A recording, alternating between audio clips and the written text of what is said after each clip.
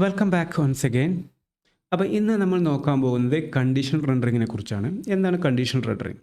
അതായത് നമുക്ക് നമ്മുടെ പ്രോഗ്രാമിൽ ഈ കണ്ടീഷൻ എഴുതിക്കൊണ്ട് നമുക്ക് വാല്യൂസ് റിട്ടേൺ ചെയ്യാനും അതല്ലെങ്കിൽ ഒരു കോമ്പണൻറ്റ് റിട്ടേൺ ചെയ്യാനും സാധിക്കും കണ്ടീഷണലായിട്ട്. ഇപ്പോൾ ഫോർ എക്സാമ്പിൾ പറയുകയാണെങ്കിൽ, ഇപ്പോൾ നമ്മൾ ലോഗിൻ സക്സസ് ആണെങ്കിൽ നമ്മൾ ഹോം പേജ് കാണിക്കും, ലോഗിൻ ഫെയിൽഡ് ആണെങ്കിൽ നമ്മൾ എറർ പേജ് കാണിക്കും. ഒരു എക്സാമ്പിൾ. ഇനിയിപ്പോൾ നമ്മൾ മറ്റൊരു എക്സാമ്പിൾ പറയുകയാണെങ്കിൽ, ഇപ്പോൾ സ്റ്റുഡൻറ്റിൻ്റെ മാർക്ക് ലിസ്റ്റിൽ ഒബ്റ്റെയിനിങ് മാർക്ക് ബിലോ 50 ആണെങ്കിൽ നമ്മൾ ഫെയിൽഡ് എന്ന് കാണിക്കും, അബോവ് 50 ആണെങ്കിൽ പാസ് എന്ന് കാണിക്കും. അപ്പോൾ ഈ രീതിയിലൊക്കെ നമുക്ക് ചെയ്യാൻ വേണ്ടി നമുക്ക് കണ്ടീഷണൽ റെൻഡറിങ് ഉപയോഗിക്കാം. അപ്പോൾ കണ്ടീഷണൽ റെൻഡറിങ്ങിൻ്റെ സിൻറ്റാക്സ് എന്ന് പറയുമ്പോൾ സിമിലർ ജാവാസ്ക്രിപ്റ്റ് പോലെ തന്നെയാണ്. നമ്മൾ ജാവാസ്ക്രിപ്റ്റിനെ കുറിച്ച് കഴിഞ്ഞ Node.js ക്ലാസ്സിൽ, അതായത് ഓറിയൻറ്റേഷൻ ക്ലാസ്സിൽ നമ്മൾ പഠിച്ചിട്ടുണ്ട്. അപ്പോൾ ഈ രീതിയിൽ എങ്ങനെയാണ് നമുക്ക് കണ്ടീഷണൽ റെൻഡറിങ് ചെക്ക് ചെയ്യുന്നതെന്ന് നമുക്ക് ചെക്ക് ചെയ്ത് നോക്കാം. ലാബ് സെക്ഷനിൽ പ്രാക്ടിക്കലായിട്ട് നമുക്ക് ചെക്ക് ചെയ്ത് നോക്കാം. അപ്പോൾ ഞാനിവിടെ ഒരു ലെറ്റ് എന്ന് പറയുന്ന ഒരു നമ്പർ ഞാനിവിടെ ഡിക്ലെയർ ചെയ്തിട്ടുണ്ട്. ഓക്കെ, അതിനുശേഷം ഞാനിവിടെ ഒരു ഫങ്ഷൻ ക്രിയേറ്റ് ചെയ്യാം. Okay, const number check number. Okay, number എന്ന് പറയുന്ന ഒരു ഫംഗ്ഷൻ ക്രിയേറ്റ് ചെയ്തു.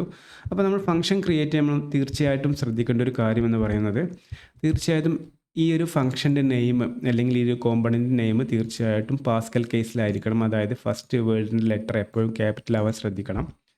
ഇതിന് ശേഷം ഞാനിവിടെ ഈഫ് കണ്ടീഷൻ എഴുതാം. ഈഫ് കണ്ടീഷനിൽ എഴുതിയതിന് ശേഷം നമ്പർ ഗ്രേറ്റർ ദാൻ 0 ആണെങ്കിൽ നമുക്ക് ജസ്റ്റ് റിട്ടേൺ കൊടുക്കാം.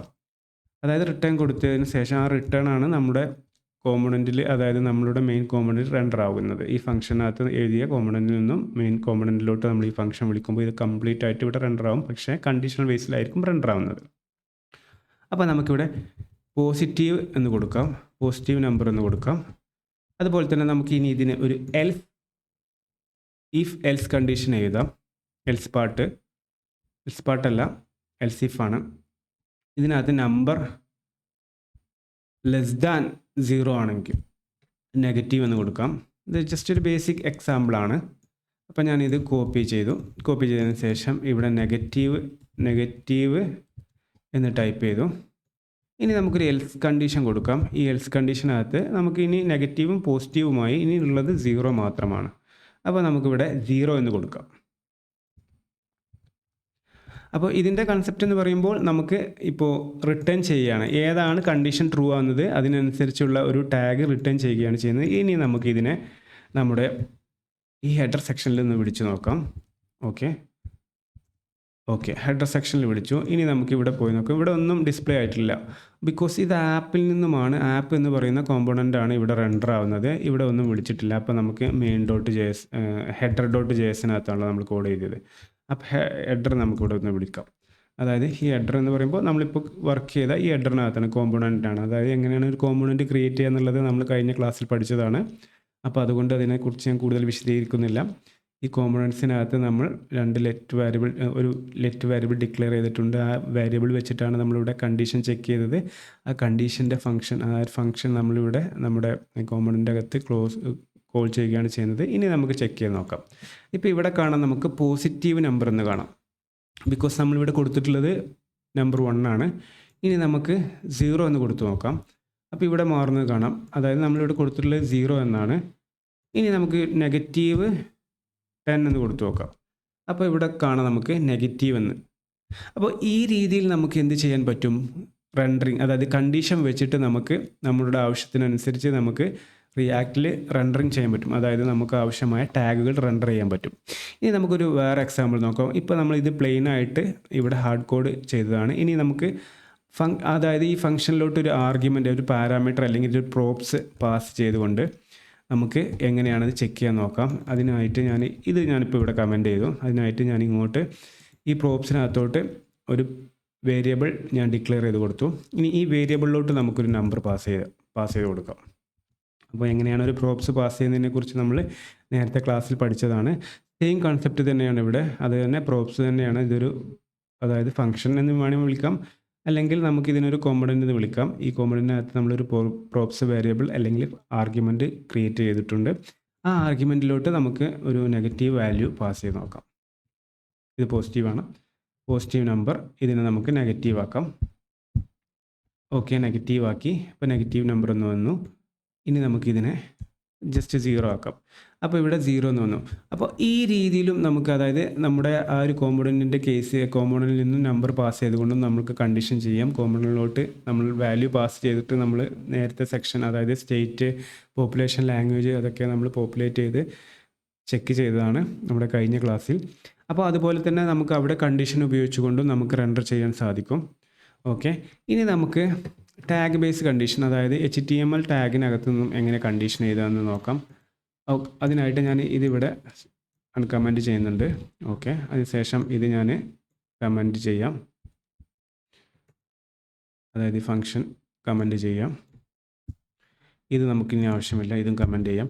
ഇനി നമുക്ക് ടാഗ് ബേസ് എങ്ങനെയാണ് കണ്ടീഷൻ കൊടുക്കാമെന്ന് നോക്കാം. അതായത് നമ്പർ ഗ്രേറ്റർ ദാൻ ആണെങ്കിൽ അവിടെ നമുക്ക് എന്ത് വരണം, പോസിറ്റീവ് വരണം, അല്ലെങ്കിൽ നെഗറ്റീവ് വരണം. 0 ആണെങ്കിൽ 0 എന്ന് വരണം. അപ്പോൾ അതിനായിട്ട് നമുക്ക് ഒരു കർലി ബ്രാക്കറ്റ് ഓപ്പൺ ചെയ്യാം. അതിനുശേഷം നമുക്ക് ഈ നമ്പർ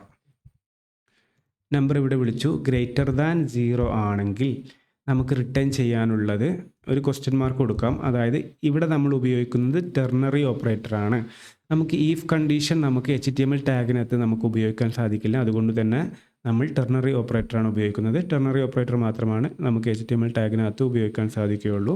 ഫംഗ്ഷനോ അല്ലെങ്കിൽ കോമ്പണൻറ്റിൻ്റെ ഉള്ളിലാണെങ്കിൽ നമുക്ക് അതായത് നമുക്ക് റെൻഡറിങ്ങിൻ്റെ അകത്തല്ലാതെ നമുക്ക് പുറത്ത് നമുക്ക് ഇതുപോലെ എഴുതാം, ഈഫ് കണ്ടീഷൻ എഴുതാം. പക്ഷേ നമ്മൾ HTML ടാഗിനകത്താണെന്നുണ്ടെങ്കിൽ നമ്മൾ തീർച്ചയായിട്ടും റിട്ടേൺ, അതായത് ടെർണറി ഓപ്പറേറ്ററാണ് ഉപയോഗിക്കുന്നത്. അപ്പോൾ അതിൻ്റെ സിൻറ്റാക്സ് കഴിഞ്ഞ Node.js ക്ലാസ്സിൽ നമ്മൾ പഠിച്ചിട്ടുണ്ട്. ആ സെയിം സിൻറ്റാക്സ് തന്നെയാണ്. അപ്പോൾ ഞാനിവിടെ ഒന്നുകൂടി എക്സ്പ്ലെയിൻ ചെയ്യാം. അപ്പോൾ ഗ്രേറ്റർ ദാൻ നമ്പർ 0 ആണെങ്കിൽ ഞാനിവിടെ ഒരു H1 ടാഗ് നമ്മുടെ മുകളിലുള്ള സെയിം തന്നെയാണ്. അതായത് നമുക്ക് ഈ ഒരു പോർഷൻ ഇവിടെ നിന്ന് കോപ്പി ചെയ്യാം. ഇവിടെ അതായത് ട്രൂ ആണെങ്കിൽ, ഈ ഒരു കണ്ടീഷൻ ഇവിടെ നിന്ന് ട്രൂ ആണെങ്കിൽ അതിനാണ് നമ്മൾ ക്വസ്റ്റ്യൻ മാർക്ക് കൊടുത്തത്. അതിന് പോസിറ്റീവ് നമ്പർ എന്ന് കൊടുക്കാം. എൽസ് എന്ന് പറയുമ്പോൾ കോളൻ. ഓക്കെ, അപ്പോൾ നമുക്ക് എന്ത് ചെയ്യാം, ഇവിടെ നമുക്ക് എൽസ് പാർട്ടിനകത്ത് വീണ്ടും ഒരു കണ്ടീഷൻ എഴുതാം. കാരണം നമുക്ക് എൽസ് ഈഫ് കണ്ടീഷൻ ഉണ്ടായിരുന്നു, ലെസ് ദാൻ 0 ആണെങ്കിൽ എന്നുള്ളത്. അപ്പോൾ നമുക്ക് number less than 0 question mark, നമുക്കവിടെ വേണ്ടത് നെഗറ്റീവ് നമ്പറാണ്. അപ്പോൾ ഈ നെഗറ്റീവ് നമ്പർ നമുക്കിവിടെ ചെക്ക് ചെയ്യണം, അതായത് ഇവിടെ പേസ്റ്റ് ചെയ്തു. ഇനി എൽസ് കണ്ടീഷനാണ്. ഈ എൽസ് കണ്ടീഷനകത്ത് നമുക്ക് ഇത് കൂടി കൊടുക്കാം. ഇനി നമുക്കിതിൻ്റെ ഔട്ട്പുട്ട് നോക്കാം.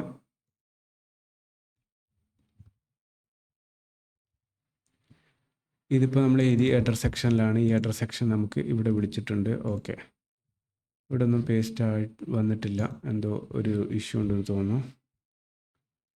എന്തായിരിക്കും, എന്തെങ്കിലും എറർ വന്നിട്ടുണ്ടോ എന്ന് ചെക്ക് ചെയ്ത് നോക്കാം. എററൊന്നും വന്നിട്ടില്ല.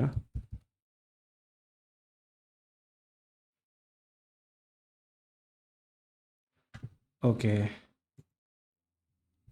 H1 tag header section. Okay, നമുക്ക് ഈ app.jsനകത്ത് തന്നെ ചെക്ക് ചെയ്ത് നോക്കാം ഇവിടെ എന്തെങ്കിലും പ്രശ്നമുണ്ടോ എന്നുള്ളത്. ഇങ്ങോട്ട് വന്നു, ഇവിടെ ഇത് വിളിച്ചു. നമുക്ക് ജസ്റ്റ് ഇവിടെ ഒരു div ഇട്ട് നോക്കാം.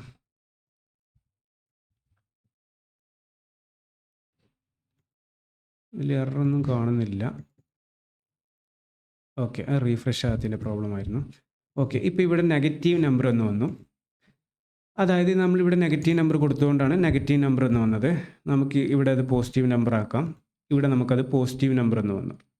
ഇനി അത് 0 ആക്കിയിട്ടുണ്ടെങ്കിൽ നമുക്ക് 0 ആക്കാം. അപ്പോൾ ഇവിടെ ഈ ഒരു കണ്ടീഷൻ ആയിരിക്കും വർക്ക് ആവുന്നത്. ഈ കണ്ടീഷൻ ഫാൾസായി, ഈ കണ്ടീഷൻ ഫാൾസായി, എൽസ് കണ്ടീഷനാണ് ഇവിടെ വർക്ക് ആവുന്നത്. അപ്പോൾ നമുക്കിവിടെ 0 എന്ന് വന്നു. അപ്പോൾ ഈ രീതിയിൽ നമുക്ക് HTML ടാഗിനകത്ത് ടെർണറി ഓപ്പറേറ്റർ കൊടുത്തുകൊണ്ട് നമുക്ക് എന്ത് ചെയ്യാൻ പറ്റും, നമുക്ക് ആ കണ്ടീഷൻ റെൻഡർ ചെയ്യാൻ പറ്റും.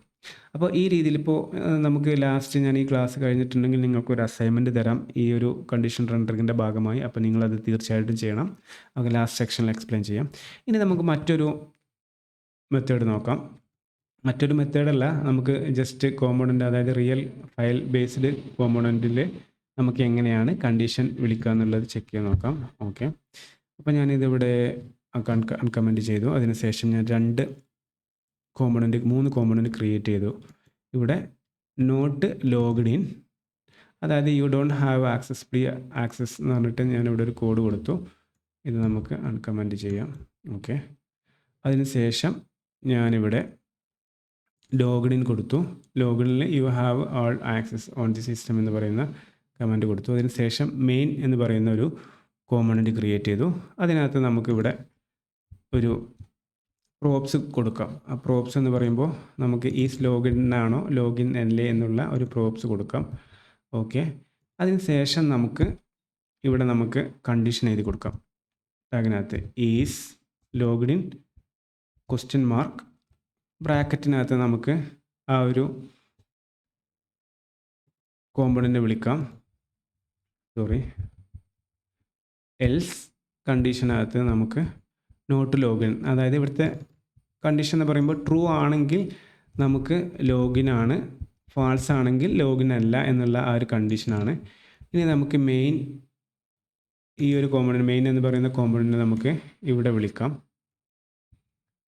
ഓക്കെ,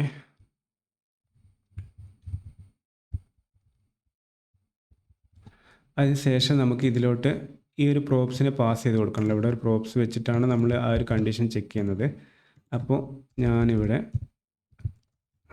ലെറ്റ് ട്രൂ, അതിനുശേഷം നമുക്ക് ഈ കോമ്പണൻറ്റിലോട്ട് ഈ ഒരു ആർഗ്യുമെൻറ്റിനെ, അതായത് പ്രോപ്സ് നെയിമിനെ നമുക്ക് ട്രൂ ആക്കി കൊടുക്കാം.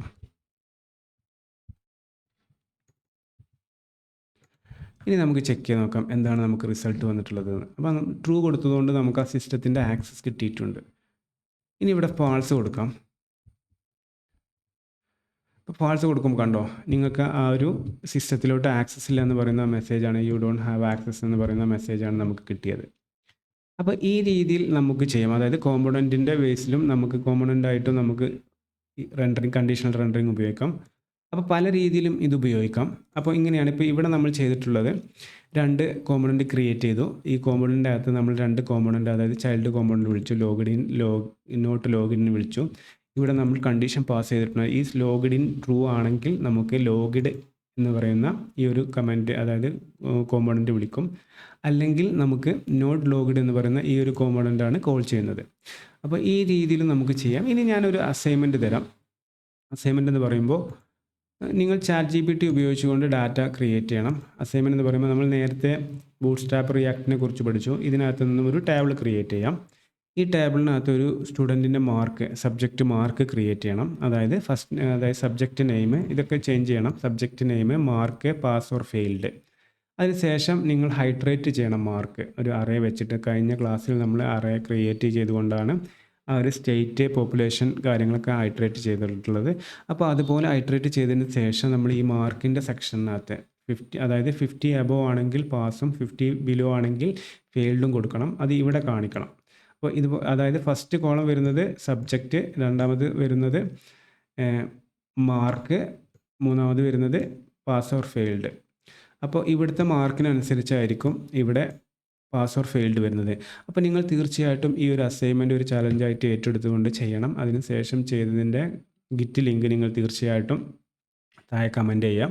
അതുപോലെ തന്നെ ഇപ്പോൾ നമുക്ക് കഴിഞ്ഞ ക്ലാസ്സുകളിൽ എന്തെങ്കിലും ഡൗട്ട് ഉണ്ടെങ്കിൽ നിങ്ങൾ തീർച്ചയായിട്ടും കമൻറ്റ് സെക്ഷനിൽ അറിയിക്കണം. അപ്പോൾ നമുക്ക് ഈ വീഡിയോ ഇപ്പോൾ ഇവിടെ വൈൻഡപ്പ് ചെയ്യാം. താങ്ക്